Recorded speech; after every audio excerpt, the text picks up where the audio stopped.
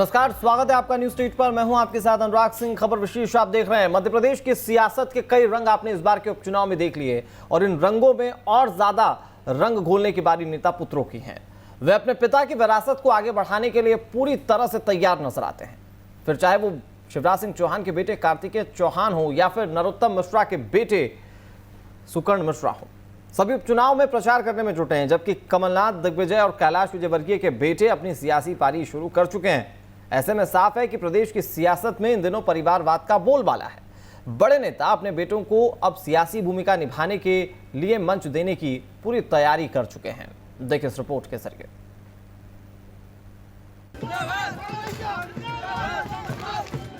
राजनीति के सियासी दिग्गजों के बेटे अब अपने अपने पिता की राजनीतिक विरासत को आगे बढ़ाने के लिए पूरी तरह से तैयार नजर आ रहे हैं। जहां कमलनाथ, दिग्विजय और कैलाश विजयवर्गीय के बेटे अपनी राजनीतिक पारी की शुरुआत कर चुके हैं, वहीं मुख्यमंत्री शिवराज, गृह मंत्री नरोत्तम मिश्रा, कैबिनेट मंत्री गोपाल भार्गव और ज्योतिरादित्य सिंधिया के बेटे सियासी पारी शुरू करने की कोशिश में हैं। कमलनाथ के बेटे नकुलनाथ जहां सांसद हैं, वहीं दिग्विजय के बेटे जयवर्धन मंत्री पद संभाल चुके हैं, जबकि कैलाश विजयवर्गीय के बेटे आकाश विजयवर्गीय इंदौर से विधायक हैं। मुख्यमंत्री शिवराज के बेटे कार्तिकेय चौहान, नरोत्तम मिश्रा के बेटे सुकर्ण मिश्रा, ज्योतिरादित्य सिंधिया के बेटे आर्यमन सिंधिया, गोपाल भार्गव के बेटे अभिषेक भार्गव राजनीतिक पारी की शुरुआत की तैयारी में हैं। मुख्यमंत्री शिवराज के बेटे कार्तिकेय चौहान न केवल उपचुनाव के लिए प्रचार कर रहे हैं, बल्कि वे पहले भी विधानसभा चुनाव के दौरान प्रचार की जिम्मेदारी उठा चुके हैं। हम ऐसी पार्टी से हैं जहां पर एक सामान्य सा चाय बेचने वाला भी देश का प्रधानमंत्री बनने का सपना देखता है। हम ऐसी पार्टी से हैं जहां पर जैत के एक सामान्य से गांव का धाकड़ समाज का एक छोटा सा लड़का मध्य प्रदेश का एक नहीं, दो नहीं, तीन नहीं, चार बार मुख्यमंत्री बनने की हिम्मत रखता है। कार्तिकेय चौहान की ही तरह गृह मंत्री नरोत्तम मिश्रा के बेटे सुकर्ण मिश्रा भी सियासी पारी के आगाज के लिए पूरी तरह से रेडी नजर आ रहे हैं और उपचुनाव के लिए प्रचार कर उन्होंने इसकी शुरुआत भी कर दी है। काम करना है कि वो झूठे राहुल गांधी को सबक सिखाना है, जो 50 साल का हो गया, अपने आप को युवा कहता है और युवा से गद्दारी कर दी। मंच से आके कहता था भैया 4000 रुपया भत्ता दिलवाऊंगा, दिलवा पाया क्या? 5 अगस्त को राम मंदिर का शिलान्यास हुआ था। 2018 में कहा इतने चित्रकूट सभा करने, जनेऊ डाल के घूमते थे कि नहीं घूमते थे? अपने आप को राम भक्त बताते थे कि नहीं बताते थे? फिर कीक क्यों निकल गई 5 अगस्त को जब हमारा प्रधानमंत्री पहुंचा? तो हमारे नेता ने जो गलती कर दी है उसको भूल जाना, अब सिर्फ कमल के फूल पर ध्यान देना हमारे महाराज के शान की बात है। वैसे परिवारवाद और वंशवाद को लेकर अक्सर ही कांग्रेस और बीजेपी के बीच जुबानी जंग चलती रहती है और बीजेपी हमेशा ही परिवारवाद को लेकर कांग्रेस पर तंज करती रहती है। लेकिन मध्य प्रदेश की राजनीति में बीजेपी हो या फिर कांग्रेस, दोनों ही दलों में परिवारवाद का वृक्ष फलता फूलता नजर आ रहा है और बड़े नेताओं के बेटे अपने पिता की सियासी जमीन पर कब्जा करने को तैयार दिख रहे हैं। Team news state. एक बीमारू राज्य की श्रेणी से उठाकर विकसित राज्य की श्रेणी पर। उपचुनाव के T20 में बड़े नेताओं के बाद उनके बेटों की भी बारी आ गई। इस पर भी बातचीत करेंगे कि क्या परिवारवाद को बढ़ावा दिया जा रहा है। लेकिन इन सबके बीच में वीडी शर्मा क्या कुछ करें वो सुना देते हैं आपको। राजनीति में बाद में देखा जाएगा क्या होगा।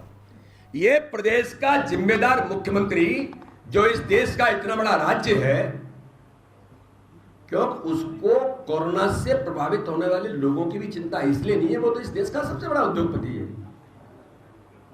क्या लेना देना उनको? और मध्य प्रदेश को आपने कोरोना के महामारी के संकट में, मैं आज आपके मीडिया के मित्रों के सामने कहता हूं, आज आप चिंता करने की बात करते हैं, आपने कोरोना के महामारी के संकट में मध्य प्रदेश को ढकेला। इंदौर के अंदर जिस प्रकार से फैला, आप उन जमातियों को रोकने का काम करते थे, कर सकते थे, लेकिन आपने नहीं किया।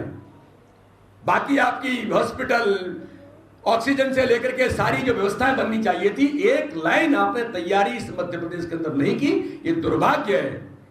चलो आप देर से आए और दुरुस्त आए और आप कोरोना के जो हमारे प्रभावित लोग हैं उनके बारे में कुछ बात किया था, लेकिन भारतीय जनता पार्टी की सरकार उन सब लोगों के लिए, कोरोना वॉरियर्स के लिए, जो लगातार जी जान लगा करके मध्य प्रदेश के अंदर काम कर रहे हैं। भारतीय जनता पार्टी ने तो केवल सरकारी तौर पर नहीं, सरकार ने तो भूमिका निभाई। दरअसल बीजेपी के प्रदेश अध्यक्ष विष्णुदेव शर्मा जो थे वो प्रेस कॉन्फ्रेंस कर रहे थे और उन्होंने प्रेस कॉन्फ्रेंस करते हुए कांग्रेस पार्टी पर एक बार फिर से निशाना साधा। हमारे साथ कई मेहमान जुड़ गए क्योंकि आज खबर विशेष का मुद्दा है कि क्या नेताओं के बाद उनकी बागडोर उनके बेटे संभालेंगे। फिरोज सिद्दीकी से हमारे साथ जुड़ गए जो कि कांग्रेस पार्टी का पक्ष रखेंगे। धैर्यवर्धन शर्मा जी हमारे साथ जुड़ गए हैं जो कि बीजेपी के नेता हैं। डॉक्टर सत्यप्रकाश शर्मा जी हमारे साथ जुड़ गए जो कि वरिष्ठ पत्रकार हैं। सभी मेहमानों का बहुत बहुत स्वागत है। शुरुआत सबसे पहले धैर्यवर्धन जी आपसे करते हैं क्योंकि भारतीय जनता पार्टी ने हमेशा राजनीति में एक अलग ट्रेंड स्थापित करने की बात कही है, तो क्या इस बार हम मानकर चलें कि बेटों को भी लाकर राजनीति में एक अलग ट्रेंड बताने की कोशिश भारतीय जनता पार्टी कर रही है? और अगर ऐसा है तो फिर परिवारवाद वाले जो आप आरोप राहुल गांधी पर लगाते रहे, कांग्रेस पार्टी पर लगाते रहे, उनसे आप अपने आप को कैसे बचाएंगे?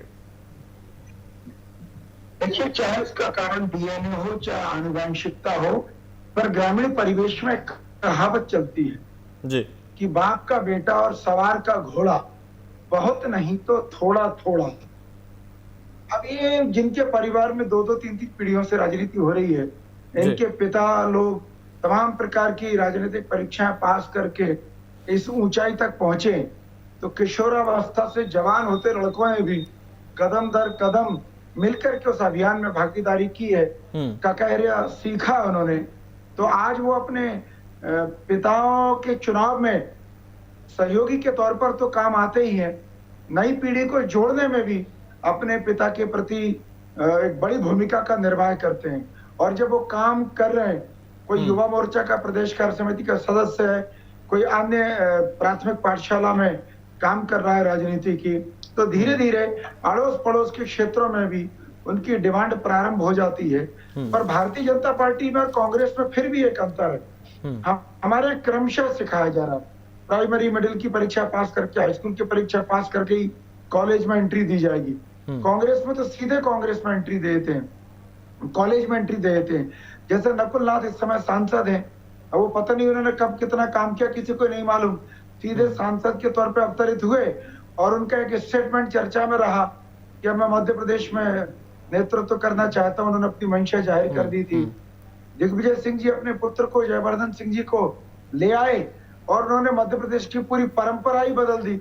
जहाँ राज्य मंत्री होते थे, तमाम सारी व्यवस्था होती थी, उन गैर अनुभवी नौसिखियों को सबको इसलिए कैबिनेट मंत्री बनवा दिया था कि मेरा बेटा कैबिनेट मंत्री बन जाए, सीनियर्स की लिस्ट में आ जाए।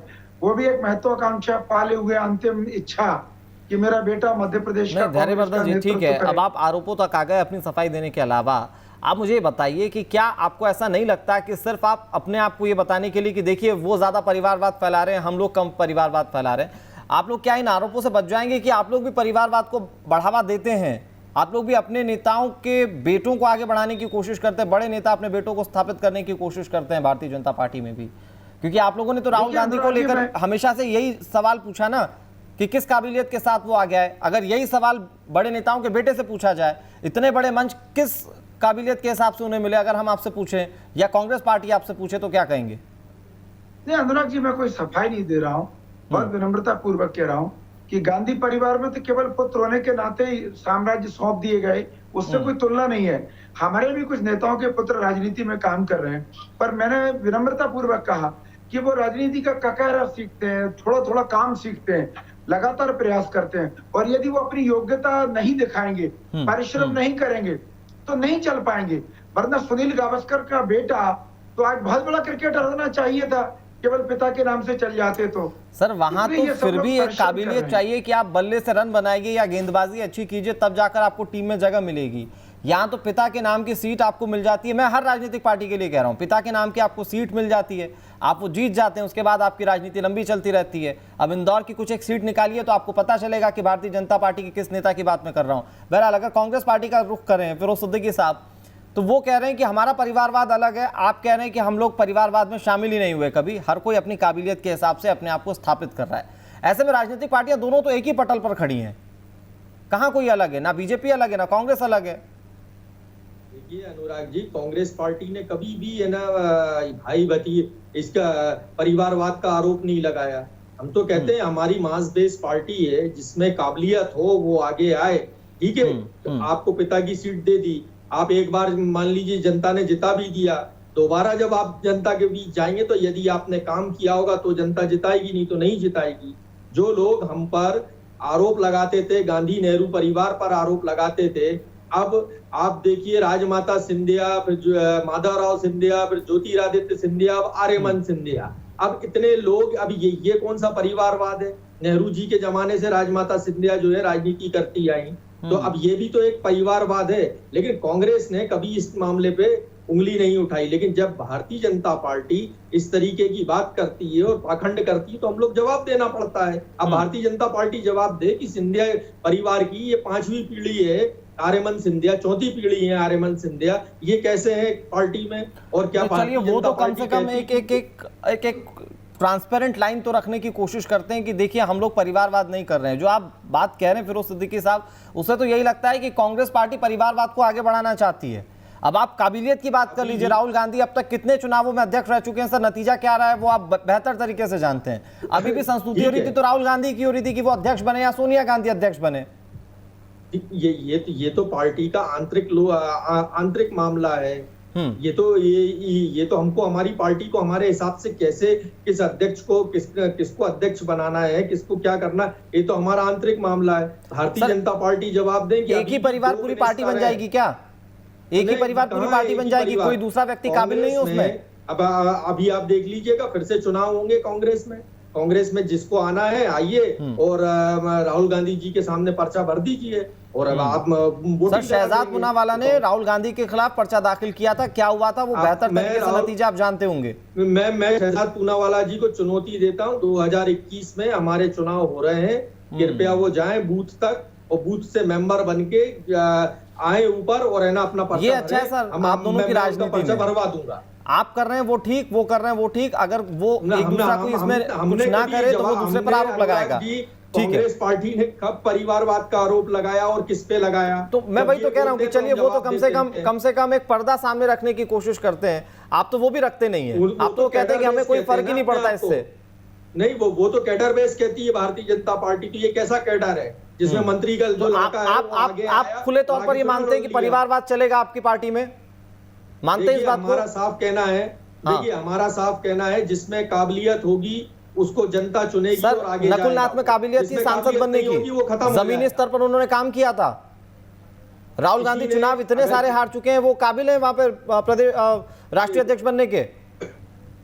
आप बताइए, अमेठी के अलावा, अमेठी की जगह वो वायनाड से जीत गए चुनाव, क्यों जीत गए सर? अमेठी में क्यों हार गए? अगर उनकी सर वायनाड में जीत गए, अमेठी में क्यों हार गए? भाई ये तो जमीनी स्तर पर काम किया था ना सर, सालों पुरानी सीट थी गांधी परिवार की, क्यों हार गए? ठीक है, कई बार जनता के बहुत सारे सेंटीमेंट्स होते हैं, लेकिन वायनाड से जीत गए वो, जो हाँ तो सर वही तो समझ में नहीं आता ना सर, आपकी पार्टी के सेंटीमेंट परिवारवाद से आगे कभी बढ़ ही नहीं पाते और ऊपर से आप खुलकर एक्सेप्ट कर लेते कि हमें परिवारवाद से कोई परेशानी नहीं है। मैं अगर डॉक्टर सत्यप्रकाश जी आपसे समझने की कोशिश करूं, दोनों राजनीतिक पार्टियों के परिवारवाद का पैमाना अलग है। कांग्रेस पार्टी परिवारवाद को काबिलियत से जोड़ देती है, भारतीय जनता पार्टी कह रही है कि हम राजनीति का ककहरा सिखाकर उन्हें राजनीति में ला रहे हैं। लेकिन क्या पॉलिटिक्स आज जो है वो परिवारवाद के इर्द गिर्द घूमती हुई नजर आ रही है मध्य प्रदेश में कम से कम?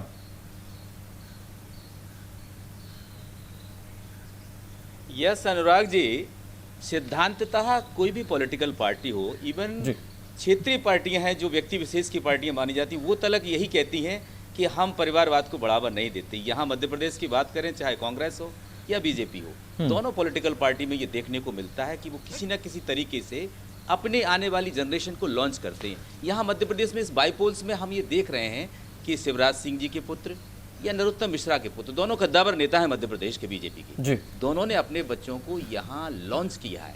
इस बाईपोल के माध्यम से वो लॉन्च करना चाहते हैं और ये उनका एक पहला स्टेप है आई थिंक। और ये जो बात कर रहे हैं कि दोनों पार्टियां सोचती हैं कि मैं इससे नहीं हूँ, मैं उससे, बीजेपी, जैसे मैं बीजेपी की बात करता हूँ, बीजेपी में राजनाथ सिंह जी के पुत्र राजनीति में हैं जी। दूसरी बात, राजमाता सिंधिया जो फाउंडर मेंबर कहलाती थी, उनकी दोनों पुत्रियां यशोधरा राजे, वसुंधरा राजे, दोनों बीजेपी में काम करती रही हैं। इवन उन्होंने माधवराव सिंधिया जी ने जनसंघ से काम शुरू किया था। आज ज्योतिरादित्य सिंधिया भी बीजेपी में है। कांग्रेस में तो आप एक लंबी फहरिस्त है, दिग्विजय सिंह के बेटे वो भी राजनीति में है, कमलनाथ के बेटे वो भी राजनीति में है। इस प्रकार से अपन और गांधी परिवार तो वेल नोन है, सभी लोग जानते हैं कि वो किस प्रकार से अपने पीढ़ी को आगे बढ़ा रहे हैं। बेसिकली क्या है कि नेताओं के पास जो आज की स्थिति है वो ये कैडर बेस कहने के लिए कैडर बेस है, वास्तव में कैडर बेस नहीं है। अगर मान लो ये ककेरा वाली बात बीजेपी के प्रवक्ता महोदय जो कह रहे हैं कि ककेरा सिखा रहे हैं, तो ककेरा उन कैडर बेस वर्कर को सिखाएं जिन्होंने पूरा जीवन अपना लगा दिया है, उनको लॉन्च करें, उनको आगे लाएं। अपने पुत्रों को ही क्यों ककेरा सिखा रहे हैं? क्या पुत्रों के अलावा कोई किसी भी पार्टी में, चाहे कांग्रेस हो या बीजेपी में, क्या वर्कर्स नहीं है? तो मेरा कहने का तात्पर्य यही है कि ये कुछ नहीं है, सिर्फ अपने पुत्रों को लॉन्च करने का एक स्टाइल है, एक तरीका है। क्योंकि ये बड़े लीडर्स दोनों हैं यहाँ पर, तो दोनों के पुत्र यहाँ चुनाव में बोल रहे हैं, उनको यही स्थिति नहीं है कि राहुल गांधी और उनका स्टैंडर्ड क्या है, उनका लेवल क्या है। राजनीतिक पार्टियों को राहुल गांधी अटैक कर रहे हैं, सत्यप्रकाश जी, आपने जितनी भी बातें कही वो बहुत अच्छी बातें कही। मैं इसमें एक चीज और जोड़कर आपसे सवाल पूछना चाहता हूं कि क्या दोनों राजनीतिक पार्टियां जो हैं वो अपने अपने हिसाब से, सिचुएशन के हिसाब से डेफिनेशंस बदल लेती हैं परिवारवाद की? क्योंकि 2014 के इलेक्शन में बहुत अच्छे से, मेरे ख्याल से पूरे देशवासियों को याद होगा, पीएम मोदी ने हर मंच से कहा कि परिवारवाद वाली पार्टी कौन? कांग्रेस पार्टी। अब 2019 होते होते जब 2020 में उपचुनाव लड़े जा रहे हैं तो वहां पर बीजेपी के प्रवक्ता परिवारवाद को लेकर डेफिनेशन ही कुछ और बता रहे हैं। वो कह रहे हैं कि हम एबीसीडी सिखा रहे हैं। तो ये चीज तो कांग्रेस भी कह सकती है कि हमने भी एबीसीडी सिखाई। सर, वहां पर जो लोकल लेवल की राजनीति है उसका सर्टिफिकेट कौन देखने जा रहा है?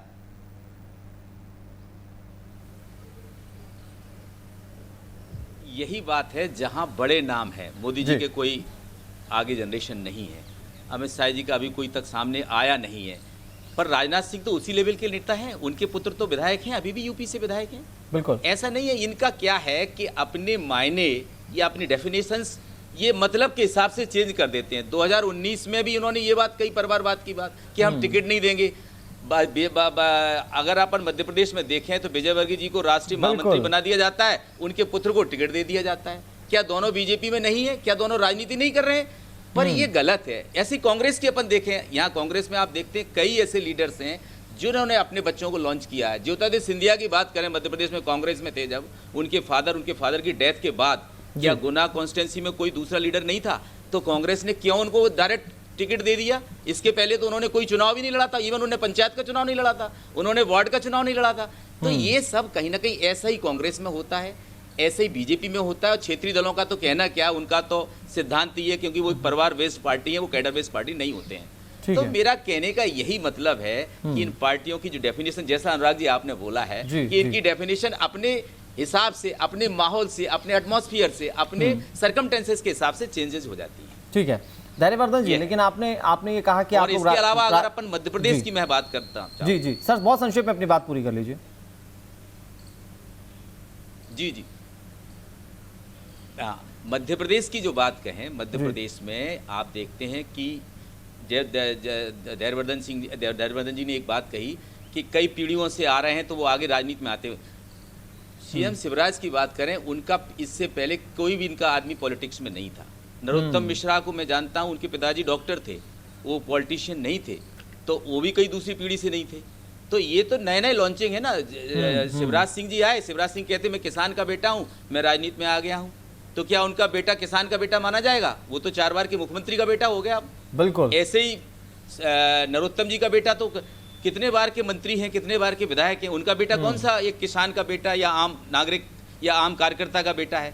तो मेरा मतलब यह है, अगर बीजेपी जैसी पार्टी, कांग्रेस तो चूंकि इस पे आक्षेप लग ही चुका है कि नहीं वो तो अपने परिवार को मान के चलती है, अगर बीजेपी जैसी पार्टी इन बातों को कहती और करती कुछ है, कहीं ना कहीं बीजेपी की जो आइडियोलॉजी उसको ये चीज रास नहीं आनी चाहिए। मैं आइडियोलॉजी से ही बात आगे बढ़ाता हूं धैर्यवर्धन जी, क्योंकि 2018 में आप लोगों ने जब टिकट बंटवारा किया था, वो आइडियोलॉजी आप लोगों की साफ तौर पर नजर आई थी कि 70 साल से उम्र ज्यादा नहीं होनी चाहिए विधायकी का अगर चुनाव लड़ना है तो। लक्ष्मण सिंह गौड़ आपको याद होंगे, बहुत टिकट के लिए चक्कर लगा रहे थे। उसके अलावा जो दूसरा पैमाना था कि परिवारवाद को तो हम बिल्कुल बढ़ावा नहीं देंगे। ऐसे में कैलाश विजयवर्गीय, आकाश विजयवर्गीय कोई एक चुनाव लड़ सकता था, वहां तक तो सारी चीजें ठीक थी। फिर आज आते आते क्या आपको नहीं लगता कि अब बातें जो है वो बीजेपी पर भी परिवारवाद के आरोप के साथ ही लगेंगी? और जैसा कि सत्यप्रकाश जी ने भी कहा कि अभी तो राजनीति कैलाश विजयवर्गीय जी भी कर रहे हैं और आकाश विजयवर्गीय भी कर रहे हैं, तो परिवारवाद कहाँ रुका आपके पास भी? देखिए, मैं अपनी बात पर कायम हूँ। भारतीय जनता पार्टी में इक्का दुक्का उदाहरण ऐसे हैं कि जहां नेताओं के पुत्र राजनीति में आने के इच्छुक हैं और उन लोगों की कई संतान होती हैं, कहीं 2 होती हैं, कभी 3 होती हैं। सबका अपना अपना नेचर होता है, अपना अपना काम के प्रति आकर्षण होता है। कोई डॉक्टर भी बनता है, कोई इंजीनियर बनता है, इसी प्रकार से किसी को राजनीति में रुचि होती है, क्योंकि परिवार में वो बचपन से। सर क्या आपको नहीं लगता, मैं ये कह रहा हूं कि किसी नेता के बेटे को नेता ना बनने दिया जाए, ये तो कहीं का तुक नहीं है, वो बिल्कुल बने नेता। लेकिन आप मुझे बताइए कि नरोत्तम मिश्रा के बेटे को जितना बड़ा मंच कल कहने के लिए मिला, क्या किसी नॉर्मल व्यक्ति को इतनी जल्दी वो मंच मिल जाएगा?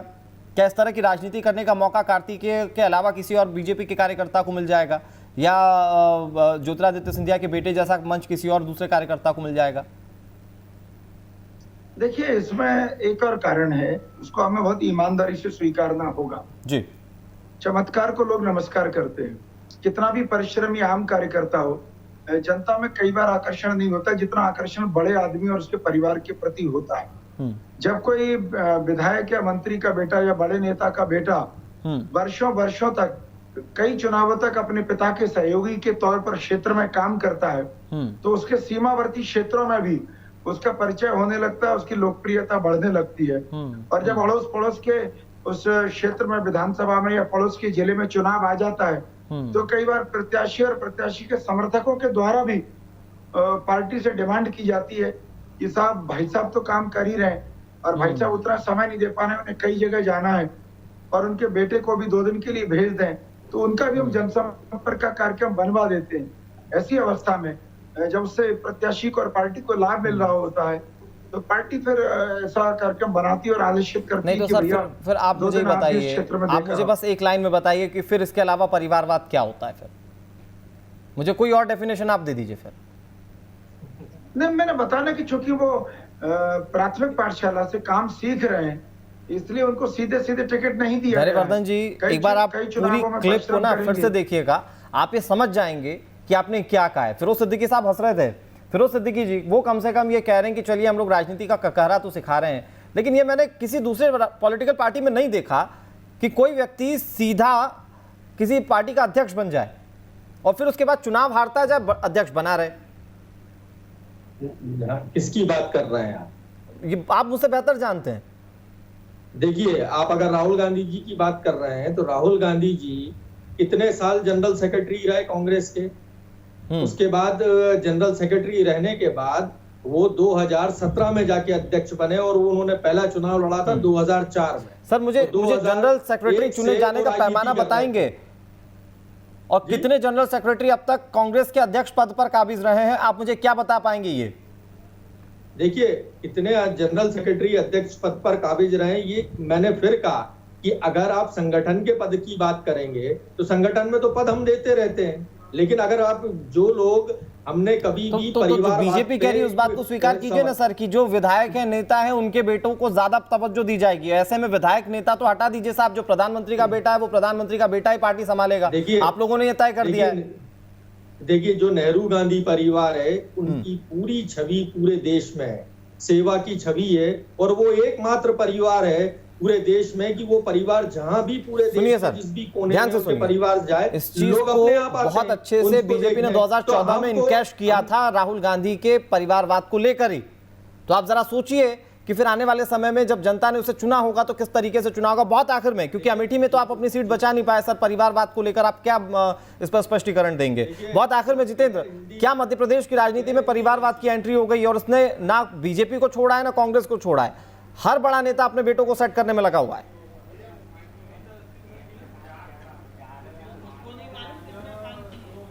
बिल्कुल अनुराग, देखिए परिवारवाद की एंट्री काफ़ी पहले से हो गई। आपने यहाँ पर देखा होगा कि मुख्यमंत्री के बेटे कार्तिकेय चौहान, कैलाश विजयवर्गीय के बेटे आकाश विजयवर्गीय, नरोत्तम मिश्रा के बेटे शुकर्ण मिश्रा, इसके अलावा नकुलनाथ जो कि कमलनाथ के बेटे, और दिग्विजय सिंह के बेटे जयवर्धन सिंह, सभी अपने अपने बेटों का भविष्य बनाने में मध्य प्रदेश के अंदर लगे हुए हैं। और कहीं ना कहीं जो उनका परिवारवाद है वो मध्य प्रदेश की राजनीति में देखने को मिल भी रहा है। जाहिर सी बात है, मध्य प्रदेश की बात करें या फिर देश की बात करें, आने वाली पीढ़ी क्या काम करेगी, इसका जो भविष्य है वो कहीं ना कहीं उनके पिता 10 सेकंड में मैं आपसे कमेंट लूं, क्या किसी पॉलिटिकल पार्टी को जनता के बीच में जाके परिवारवाद के खिलाफ बोलने का हक बनता है? यहां से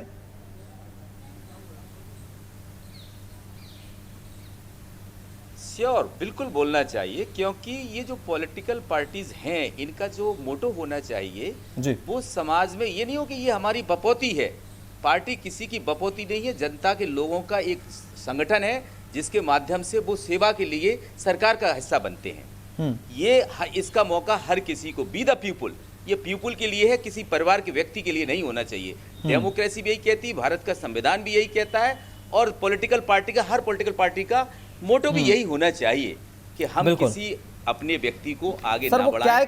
मंच पर एथिक्स तो बना दिए जाते हैं, बड़े बड़े भाषणों में वो एथिक्स नजर भी आते हैं, लेकिन जमीनी स्तर पर राजनीति में देखें तो वो एथिक्स, वो मोरालिटी सब कुछ हवा होती हुई नजर आती है। राजनीतिक पार्टियां बेहतर तरीके से समझ सकती हैं कि इसे कैसे जनता के सामने बेहतर तरीके से रखना है। बहुत शुक्रिया जितेंद्र, आप देरी से जुड़े लेकिन आपने बहुत अहम बातें कही पूरी चर्चा में शामिल होने के बाद। फिरोज सिद्दीकी डायवर्जन दी और सत्य प्रकाश जी, जितेंद्र आपका बहुत बहुत शुक्रिया हमारे साथ जुड़ने के लिए और पूरी चर्चा में शामिल होने के लिए। रुक रहे हैं छोटे से ब्रेक के लिए, ब्रेक के उस पार भी खबरें लगातार जारी।